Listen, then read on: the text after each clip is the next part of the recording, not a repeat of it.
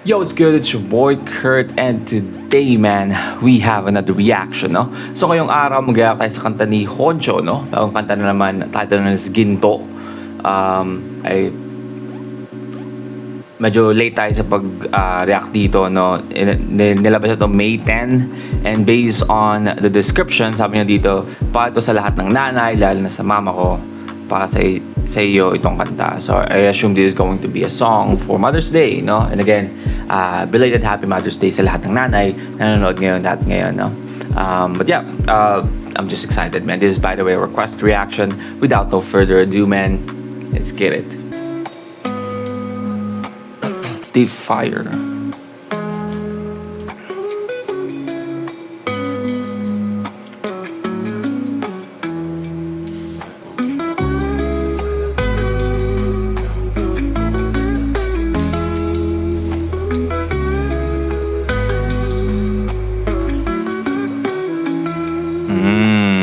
Alam mo ma, bigla ko lang naisip ang lahat ng mga hirap mo. Kaya ako ay napasulat makaluma para sa selebrasyong ikalimang taon mo sa mundo.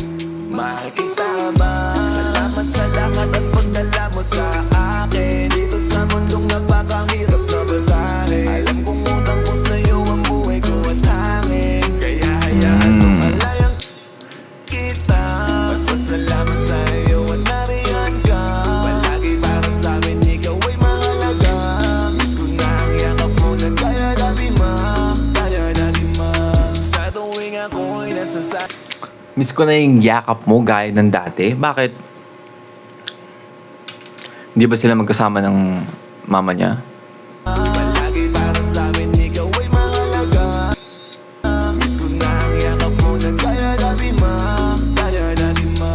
Sa tuwing ako'y nasa salamin, nahuhuli ko na nakatingin sa sarili, hinahanap ka pa rin. Iba ka pa rin.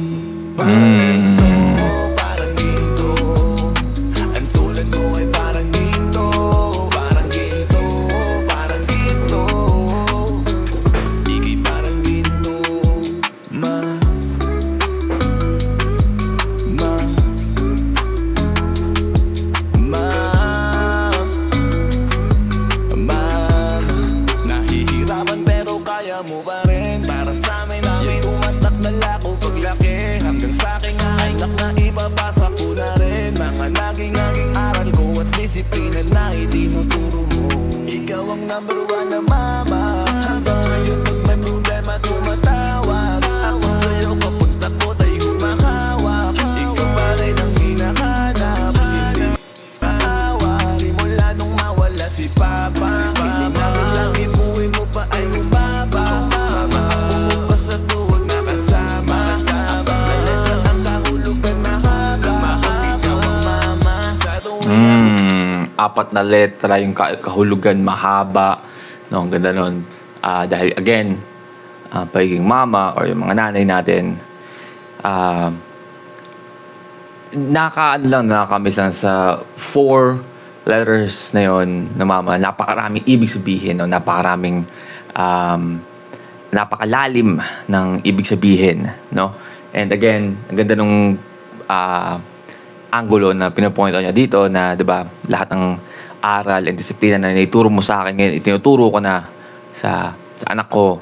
And then again, kasi usually mama natin yung kadalasang andyan para sa atin, 'di ba? Kasi usually tatay, again, natin disregard yung tatay, pero tatay kasi usually is yung nagpo-provide ng like financial needs, 'di ba? Sila lagi nagtatrabaho. So, madalas sila yung wala sa bahay, and of course, sila magtuturo sa ng tamang asal and disiplina. Syempre, lagi mong kasama yung mama mo, no?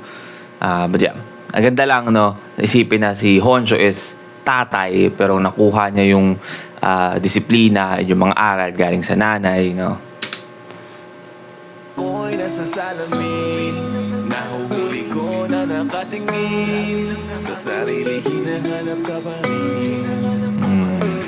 Iba ka pa rin. Sa tuwing ako'y nasa salamin, nahuhuli ko na nakatingin sa sarili, hinahanap ka pa rin. Iba ka pa rin.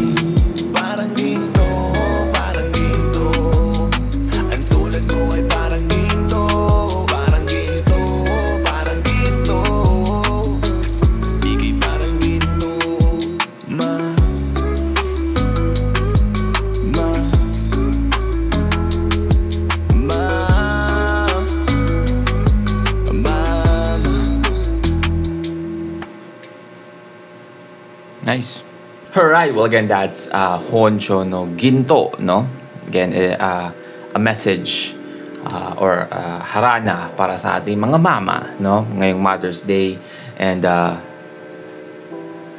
meaning, men, again, lagi naman pag ang kanta is tungkol sa magulang and sa mama, no? Sobrang masabi natin na yun yung mga kanta na sobrang malalim yung meaning, no?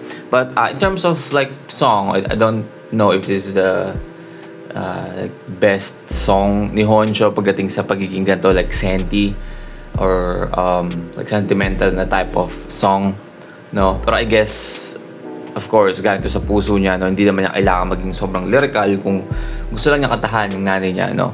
At kung gaano niya ka-miss yung nanay niya, no, ngayong Mother's Day. But yeah, all in all, man, that's a solid song, no, para sa nanay. And that's a wrap for today, man. Sana gustuhan nyo. Leave a like and subscribe. Kung gusto mag-react sa video yung artist, man, singer, rapper, song, just comment down below. Kaya tayo dyan. And that's it for me today. See you on my next vid. Stay awesome. Peace.